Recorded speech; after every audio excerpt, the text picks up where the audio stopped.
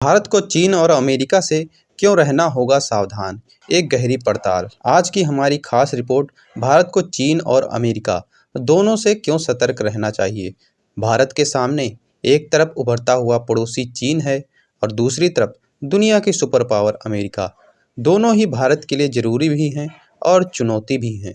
आज की इस रिपोर्ट में हम आपको बताएंगे चीन की चालें और चुनौतियां, अमेरिका की रणनीति और उसके खतरे, भारत का संतुलन साधने का रास्ता और आखिर में आने वाले समय में भारत को कैसी नीति अपनानी चाहिए। तो चलिए शुरू करते हैं। चीन सबसे बड़ा पड़ोसी, सबसे बड़ी चुनौती, सीमा विवाद और सुरक्षा। भारत और चीन के बीच करीब 34-88 किलोमीटर लंबी सीमा है। दशकों से सीमा विवाद चला आ रहा है। 2020 में गलवान घाटी की झड़प ने यह स्पष्ट कर दिया कि स्थिति कितनी संवेदनशील है। दर्जनों सैनिक शहीद हुए। आज भी अरुणाचल प्रदेश और लद्दाख जैसे इलाकों में तनाव कायम है। चीन भारत का सबसे बड़ा व्यापारिक साझेदार में से एक है, लेकिन संतुलन चीन के पक्ष में है। भारत निर्यात से कमाता कम है और आयात पर खर्च ज़्यादा करता है। कई सेक्टर में भारत चीनी सामान पर निर्भर है, इलेक्ट्रॉनिक्स से लेकर औद्योगिक उपकरण तक।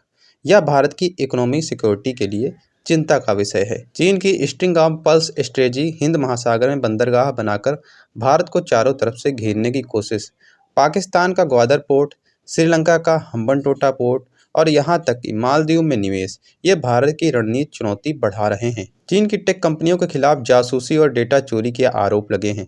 भारत ने कई चीनी ऐप्स बैन किए, लेकिन खतरा अब भी कायम है। कुल मिलाकर चीन सिर्फ हमारे बॉर्डर पर ही नहीं, हमारे बाजार और टेक्नोलॉजी में भी अपनी पकड़ बनाए रखना चाहता है। अब बात करते हैं अमेरिका से भारत को क्यों सावधान रहना चाहिए, अमेरिका से क्यों सावधानी बरतनी चाहिए। दोस्ती और साझेदारी। वर्तमान समय में भारत अमेरिका नज़दीक आ रहे हैं। इंडो पैसिफिक रणनीति, जिसमें जापान और ऑस्ट्रेलिया भी शामिल हैं, और टेक्नोलॉजी सपोर्ट, यह सब भारत के लिए फ़ायदेमंद है। रक्षा सौदे, S-400 जैसे हथियारों पर बातचीत और ज्वाइंट मिलिट्री एक्सरसाइज, ये सब अमेरिका भारत संबंधों को मजबूत कर रहे हैं। लेकिन ध्यान दें, अमेरिका का इतिहास। कई बार भारत रूस से अधिक हथियार खरीदने या ईरान से तेल आयात करने पर प्रतिबंध लगाने का दबाव डाल चुका है। अगर भारत बहुत ज़्यादा अमेरिका पर निर्भर हो गया तो स्वतंत्र नीतियां अपनाना मुश्किल हो सकता है। अमेरिका का साथ जरूरी है, लेकिन आंख मूंदकर भरोसा करना भारत के लिए खतरनाक हो सकता है। भारत का रास्ता, संतुलन और आत्मनिर्भरता। स्वतंत्र विदेश नीति। भारत हमेशा से नॉन अलाइजमेंट नीति का पालन करता आया है। आज भी भारत को वही संतुलन बनाए रखना होगा।